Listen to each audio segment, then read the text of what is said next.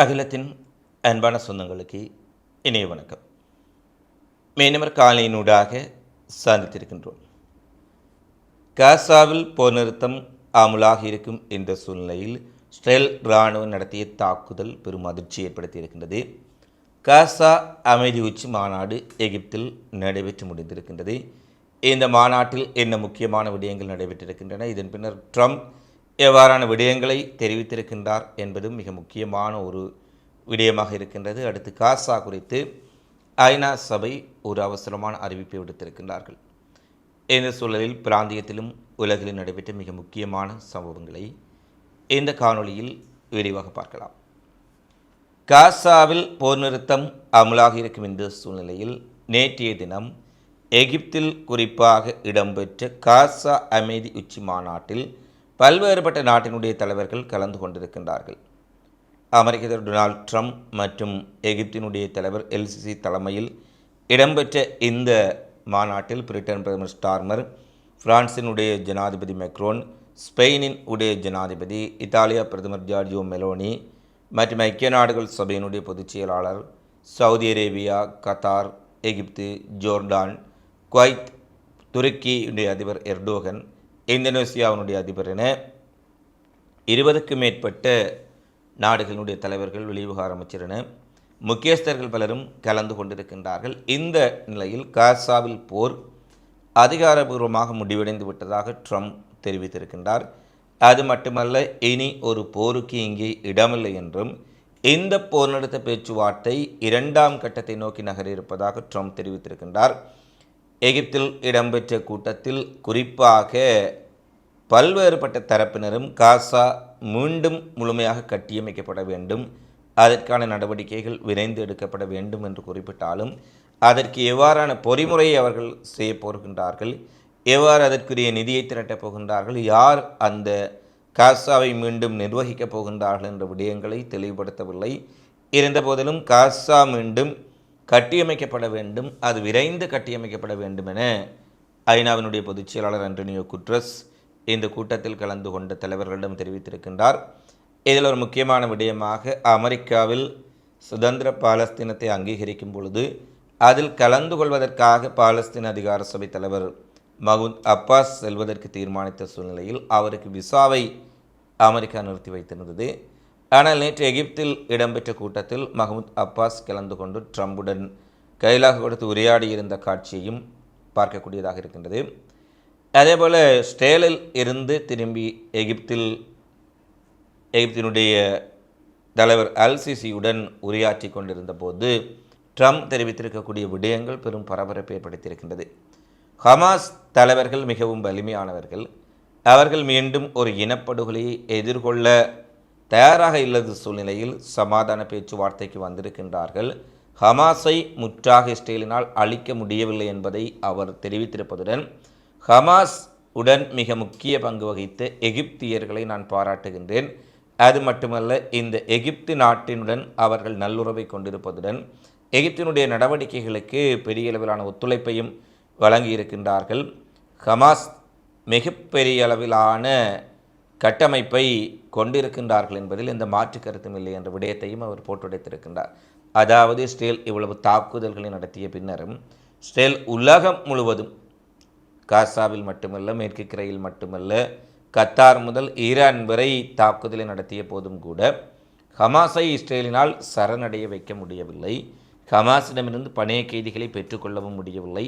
இந்நிலையில் தான் அவர் விடயத்தை குறிப்பிடுகின்றார். ஹமாஸ் மிகவும் வலிமையானவர்கள், அவர்கள் இந்த பேச்சுவார்த்தைக்காக மிகப்பெரிய அளவில் ஒத்துழைப்பு கொடுத்திருக்கின்றார்கள் என ஹமாஸையும் எகிப்தையும் கண்டபடி புகழ்ந்திருக்கின்றார். இது ட்ரம்பினுடைய கருத்துக்களுக்கு ஒரு முரணான கருத்துக்களாக இருந்தாலும் அவர் தற்பொழுது என்ன நிலைப்பாட்டில் இதை கூறியிருந்தார் என்பதும் ஒரு மிகப்பெரிய கேள்வி. அது மட்டுமல்ல, இஸ்ரேலுக்குள் அவர் உரையாற்றும் பொழுதும் சில சுவாரஸ்யமான விடயங்கள் நடைபெற்றிருக்கின்றது. இஸ்ரேலில் உரையாற்றும் பொழுது ஒரு கட்டத்தில் உணர்ச்சி வசப்பட்டு நெதன்யாகுவின் மீதான பல குற்றச்சாட்டுக்கள் சுமத்தப்பட்டிருக்கும் நிலையில் அவருக்கு இஸ்ரேலினுடைய ஜனாதிபதி ஹெர்ஷாக் அவர்கள் பொது மன்னிப்பு அளிக்க வேண்டும் என்றும் ஒரு கோரிக்கை விடுத்திருந்தார். இதில் 2 விடயங்கள். ஏற்கனவே நெதன்யாகு மீது சொத்து குவிப்பு, லஞ்சம், ஊழல், மோசடி நம்பிக்கை துரோகம் என்று 4 வழக்குகள் இஸ்ரேலுக்குள் நடைபெற்று கொண்டு வருகின்றன. இஸ்ரேலிய நீதிமன்றங்கள் அது தொடர்பான வழக்கை நிர்வகித்து வரும் சூழ்நிலையில் திடீரென நெதன்யாகுவுக்கு பொது மன்னிப்பை வழங்க வேண்டும் என இஸ்ரேல் ஜனாதிபதியிடமே இஸ்ரேல் நெசட்டில் உரையாற்றும் பொழுது அவர் கோரிக்கை விடுக்கின்றார். இது பல கேள்விகளை எழுப்பியிருக்கின்றது. ஒருபுறம் நெதன்யாகு குற்றவாளி தான் என்பதை அவர் ஒப்புக்கொள்கின்றார். மறுபுறத்தில் அவர் குற்றவாளியாக இருந்தாலும் அவரை நீங்கள் விடுதலை செய்ய வேண்டும் என்று கோரிக்கை விடுகின்றார். இது ட்ரம்பினுடைய ஒரு முரண்பாடான நிலைப்பாட்டை காட்டுகின்றது. அது மட்டுமல்ல, இஸ்ரேல் நாடாளுமன்றத்தில் ட்ரம்ப் உரையாற்றி கொண்டிருந்த போது அங்கு திடீரென பாலஸ்தீன ஆதரவு நாடாளுமன்ற உறுப்பினர்கள் இருவர் எழுந்து இஸ்ரேல் இனப்படுகொலைக்கு அமெரிக்கா ஆதரவளித்தது தப்பென்றும் பாலஸ்தீனத்தை அங்கீகரிக்க வேண்டும் என்றும் ட்ரம்புக்கு எதிராக கோஷங்களை எழுப்பியிருக்கின்றார்கள். இது திடீரென ட்ரம்புக்கு பாரிய அதிர்ச்சியை கொடுக்க அவர் உரையை நிறுத்துகின்றார். பின்னர் அந்த கோரிக்கையை ட்ரம்புக்கு எதிராக கோஷமிட்ட 2 எம்பிக்களும் நேசத்திலிருந்து அகற்றப்படுகின்றார்கள்.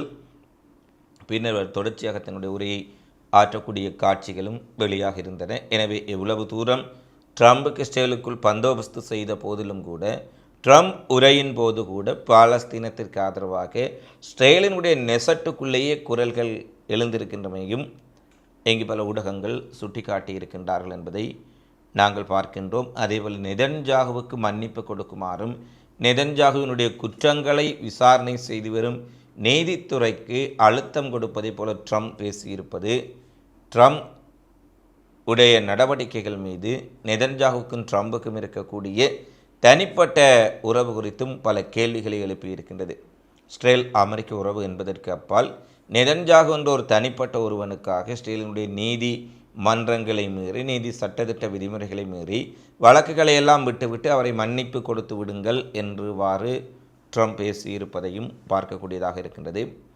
அடுத்து பாலஸ்தீனத்தில் தற்போது என்ன நடைபெற்று கொண்டிருக்கின்றது என்று நாங்கள் பார்க்கும் பொழுது போர் நிறுத்தம் அமலில் இருந்த போதிலும் காசாவில் இஸ்ரேலிய படைகளால் 5 பாலஸ்தீனர்கள் கொல்லப்பட்டிருக்கின்றார்கள் என்ற அதிர்ச்சிகரமான செய்தி தற்போது வெளியாக இருக்கின்றது. இவர்கள் என்ன காரணத்திற்காக கொல்லப்பட்டார்கள், எதற்காக கொல்லப்பட்டார்கள் என்று பூரண விவரங்கள் இன்னமும் வெளிவரவில்லை. தங்கள் மீது தாக்குதல் நடத்துவதற்காக வந்தவர்களை அவர்களை சுட்டுக் கொண்டதாக இஸ்ரேல் குறிப்பிட்டாலும் அவர்கள் ஹமாஸ் இயக்கத்தை சேர்ந்தவர்களோ எந்த ஒரு ஆயுத குழுவை சேர்ந்தவர்களோ அல்ல.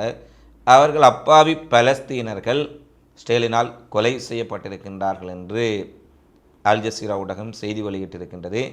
நேற்று பணைய கைதிகள் விடுதலை செய்திருக்கின்றார்கள். எகிப்தில் மிகப்பெரிய காசா உச்சி மாநாடு நடக்கின்றது. அங்கு அனைவருமே மிக பெரிய அளவில் காசாவின் அமைதி குறித்து பேசுகின்றார்கள். இன்று காசாவில் நடந்த தாக்குதலில் 5 பாலஸ்தீனர்கள் கொல்லப்பட்டிருக்கின்றார்கள் என்பது மிகப்பெரிய அச்சத்தையும் இஸ்ரேல் குறித்த சந்தேகத்தையும் ஏற்படுத்துகின்றது. நேற்றைய காணொலியிலும் அகல மீடியாவில் தெரிவித்திருந்தோம். கெய்ரோவுக்கு அருமகமையில், அதாவது எகிப்தில் காசா உச்சி அமைதி மாநாடு நடைபெற்று கொண்டிருந்த போது எகிப்தினுடைய தலைநகரில் ஒரு குண்டுவெடிப்பு நடைபெற்றது. அது தொடர்பான விடயங்கள் பெரிய அளவில் வெளிப்படுத்தப்படவில்லை. ஏனெனில் உச்சி மாநாடு நடைபெற்று கொண்டிருந்த போது அங்கு பதற்றத்தை ஏற்படுத்த விரும்பாமையால் எகிப்திய அரசோ ஊடகங்களோ அதை பெரிதாக வெளிப்படுத்தவில்லை. அதிலும் இந்த காசாவுக்கு எதிராக காசா அமைதி மாநாட்டை குழப்ப வேண்டுமென்று யாரெல்லாம் நினைக்கின்றார்களோ அவர்கள் தங்களுடைய உளவு பிரிவுகளை வைத்து இந்த தாக்குதலை நடத்தி இருக்கலாம் என்ற ஒரு அச்சத்தை வெளியிட்டிருந்தோம். இன்றைய நாளில் காசாவில் 5 பாலஸ்தீனர்கள் சுட்டுக் கொல்லப்பட்டிருக்கின்றார்கள் என்பது ஒரு மிகப்பெரிய அதிர்ச்சியான விடயமாக இருக்கின்றது. அது என்ன காரணம், அது தொடர்பான விடயங்கள் தொடர்பான விரிவான தகவல்கள் உங்களுக்கு கிடைக்கவில்லை. எனில் அது சற்று முன்னர் தான் சில நிமிடங்களுக்கு முன்னர் நடைபெற்றிருப்பதாக அல் ஜசீரா ஊடகம் தெரிவித்திருக்கின்றது. தொடர்ச்சியாக அது தொடர்பான விடயங்கள் குறித்த அடுத்த அப்டேட்ஸையும் நாங்கள் உங்களுக்கு தருவதற்காக காத்திருக்கின்றோம். எனவே இஸ்ரேல் வேண்டுமென்று இந்த ஒப்பந்தத்தை குழப்புவதற்கு முயற்சி செய்கின்றார்களா என்ற அச்சம் ஆரம்பத்திலேயே இருந்தது. ஆனால் அவ்வாறு இருந்துவிடக்கூடாது என்பதுதான் எங்களுடைய பிரார்த்தனையாக இருக்கின்றது. அடுத்து 20 இஸ்ரேலிய பணைய கைதிகளுக்கு பதிலாக 1966 பாலஸ்தீன கைதிகள் விடுதலை செய்யப்பட்டார்கள். ஆனால் இந்த பாலஸ்தீன கைதிகள் அனைவரும் சிறையில் அடைக்கப்பட்டவர்கள் விடுதலை செய்யப்பட்டு விட்டார்கள் என்பதைப் போல பல ஊடகங்கள் செய்தி வெளியிட்டிருந்தார்கள். காசாவில் குறிப்பாக பணைய கைதிகளாக வைக்கப்பட்டிருந்த இஸ்ரேல் கைதிகள் விடுவிக்கப்பட்ட உடனேயே இஸ்ரேல் சிறைகளில் இருந்த பாலஸ்தீன கைதிகள் அனைவரும் விடுதலை செய்யப்பட்டு விட்டார்கள் போன்ற செய்திகள் வெளியாக இருந்தாலும் அது ஒரு தவறான தகவல். இதுவரை 10,000க்கு மேற்பட்ட பாலஸ்தீன கைதிகள் சட்டவிரோதமாக சிறைப்பிடிக்கப்பட்டு இஸ்ரேலிய சிறைகளில் இருப்பதாக கைதிகள் ஆணையம் தெரிவித்திருக்கின்றது.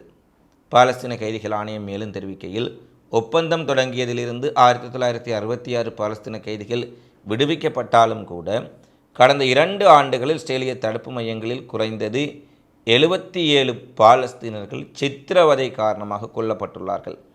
அதேவேளை 360 குழந்தைகள் சிறைகளுக்குள் அடைக்கப்பட்டிருக்கின்றார்கள், சிறைகளுக்கு பின்னால் உள்ளார்கள். 10,000க்கு மேற்பட்ட பாலஸ்தீனர்கள் இன்னமும் இஸ்ரேலிய சிறைகளில் விடுவிக்கப்படாமல் இருக்கின்றார்கள் என்ற செய்தியையும் அவர் வெளிப்படுத்தியிருக்கின்றார்.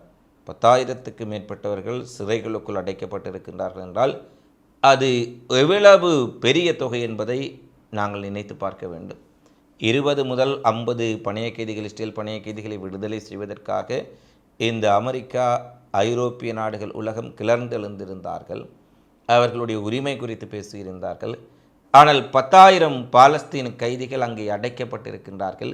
அவர்கள் குறித்து பேசுவதற்கு இந்த மேற்கத்திய ஊடகங்கள் தயாராக இல்லை என்பதுதான். கைதிகள் விடயத்தில் கூட இவர்கள் ஊர வஞ்சனையுடன் செயற்படுகின்றார்களா என்பது ஒரு மிகப்பெரிய கேள்வியைத்தான் எழுப்பிக் கொண்டு இருக்கின்றது. அடுத்து, காசாவுக்குள் நடைபெறும் உண்மை நிலைமைகளை உலகத்திற்கு தெரிவிக்க சர்வதேச பத்திரிகையாளர்கள் காசாவுக்குள் சுதந்திரமாக நுழைவதற்கு அனுமதி அளிக்கப்பட வேண்டும் என UNRWA தலைவர் அழைப்பு விடுத்திருக்கின்றார். சர்வதேச பத்திரிகையாளர்கள் காசாவுக்குள் அனுமதிக்கப்பட வேண்டும், அதிகரித்து வரும் நெருக்கடிகளையும் மனிதாபிமான விடயங்களையும் உலகின் கண்களுக்கு கொண்டு சென்று அவர்களுக்கு நிவாரணம் ஏற்படுத்தி கொடுப்பதற்கும் நிவாரணத்தை பெற்றுக் கொடுப்பதற்கும் அவர்களுடைய நிலையை தெளிவுபடுத்தினால்தான் அங்கு உதவி செய்வதற்கு பல தொண்டு நிறுவனங்கள், தனிப்பட்ட நபர்கள், பல நாடுகளில் இருக்கக்கூடிய பாலஸ்தீன ஆதரவாளர்கள் முன்வருவார்கள். எனவே சர்வதேச ஊடகங்கள் அங்கு சென்று என்ன நிலைமை தற்போது இருக்கின்றது என்பதை உறுதிப்படுத்துவதற்காக அவர்கள் அங்கு அனுமதிக்கப்பட வேண்டும். உடனடியாக இவர்களை அனுமதிக்க வேண்டும் என பாலஸ்தீனத்தின் ஐக்கிய நாடுகள் சபைக்கான தலைவர் பிலிப் லசானி அவர்கள் தெரிவித்துள்ளார். பாலஸ்தீன பத்திரிகையாளர்கள் தங்களுடைய உயிரை துச்சமென மதித்து பாலஸ்தீன மக்களினுடைய துயரங்களை இதுவரை வெளிக்கொண்டு வந்திருக்கின்றார்கள். இதில் 100க்கும் மேற்பட்டவர்கள் பத்திரிகை பணியில் இருந்தபோதே கொல்லப்பட்டு விட்டார்கள் என்பதையும் நினைத்து பார்க்க வேண்டும். எனவே அவர்களுக்கு அஞ்சலி செலுத்த வேண்டுமாக இருந்தால் சர்வதேச பத்திரிகையாளர்களை உள்ளே அனுப்பி உண்மை நிலைப்பாடுகளை நாங்கள் அறிந்து கொள்ள வேண்டும், உலகுக்கு தெரிவிக்க வேண்டும் என்ற கருத்துக்கள் அங்கே வெளியாக இருக்கின்றன. ஆக்கிரமிக்கப்பட்ட மேற்கு கரையில் இஸ்ரேலிய படைகள் துப்பாக்கிச் சூடு நடத்தி பாலஸ்தீனர்களை நேற்றைய தினம் கைது செய்திருக்கின்றார்கள் என்ற ஒரு செய்தியும் தற்போது வெளியாக இருக்கின்றது. ஆக்கிரமிக்கப்பட்ட மேற்கு கரை முழுவதும் நேற்று இரவு முழுவதும் நடந்த சோதனைகளின் போது இஸ்ரேலிய படைகள் துப்பாக்கிச் சூடு நடத்தியதாகவும் குறைந்தது 2 பாலஸ்தீன இளைஞர்கள் காயமடைந்ததாக வஃபாஸ் செய்தி நிறுவனம் செய்தி வெளியிட்டுள்ளது. துல்கரேமில் உள்ள அனாப்தா நகரில் இஸ்ரேலிய படையினரால் ஒரு இளைஞன் கையில் சுடப்பட்டான். சோதனையின் போது இஸ்ரேலிய படைகள் பல இளைஞர்களை கடுமையாக தாக்கி கைது செய்திருக்கின்றார்கள்.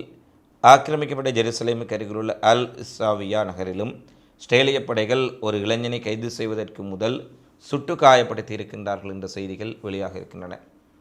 எனவே காசாவில் 5 பாலஸ்தீனர்கள் கொல்லப்பட்டிருக்கின்றார்கள். மேற்கு கரையில் மிகப்பெரிய அளவிலான கைதிகள். இதெல்லாம் நேற்றைய தினம் ட்ரம்ப் அமைதி ஒப்பந்தத்தை கையெழுத்துகின்றார். நேற்றைய தினம் இஸ்ரேலுக்குள் வந்து நெசட்டில் உரையாற்றுகின்றார். இப்படியான நேரத்திலேயே மேற்கு கரையிலும் காசாவிலும் இஸ்ரேல் தாக்குதலை நடத்துவதுதான் மிகப்பெரிய சந்தேகத்தை ஏற்படுத்தி இருக்கின்றது. ஏற்கனவே குறிப்பிட்டோம், இந்த இஸ்ரேலியர்களையும் ஜூதர்களையும் நம்ப முடியாது, அவர்கள் நம்ப வைத்து கழுத்தறுக்கக்கூடிய ஒரு இனமாக இருக்கின்றார்கள். கடந்த ஒப்பந்தங்களைப் போல இந்த ஒப்பந்தத்தையும் குழப்பி விடுவார்களோ பணைய கைதிகள் விடுதலை செய்யப்பட்ட பின்னர் என்ற ஒரு அச்சம் எல்லோருக்கும் இழந்திருக்கக்கூடிய சூழ்நிலையில் நேற்றைய தினம் காசாவிலும் மேற்கு கரையிலும் தாக்குதல்கள் பதிவாக இருக்கின்றன.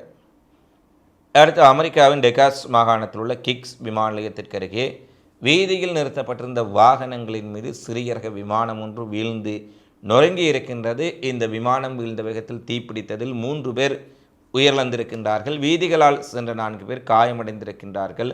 ஒரு ட்ரக் மற்றும் லொரி சேதமடைந்திருப்பதான செய்திகள் வெளியாக இருக்கின்றன.